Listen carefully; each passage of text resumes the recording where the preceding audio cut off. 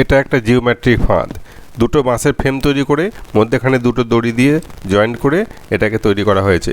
দেখো তোমরা দেখতে পাচ্ছ ভিডিওতে, ঠিক এইভাবেই তৈরি করা হয়েছে এবং একটা রাউন্ড একটা রাবার মধ্যেখানে ফাঁসানো আছে।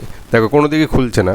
তোমরা ভাবে যে না এটা তো কোনো দিকে খুলবে না, এদিকে না ওদিকে না, কোনো দিকে খুলছে না, কিন্তু এটা কোনো রকম না কিছু খুলে না ভেঙে এটাকে ঢোকানো হয়েছে এবং সেভাবেই এটাকে বার করা হবে।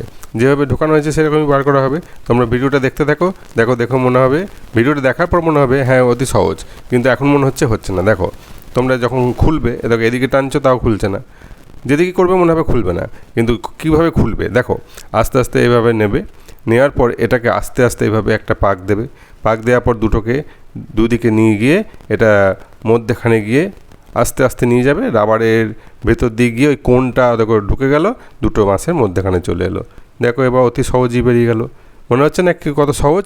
দেখার পরে এরকমই সহজ মনে হবে। তোমরা একটা এরকম ফাঁদ তৈরি করে চেষ্টা করো।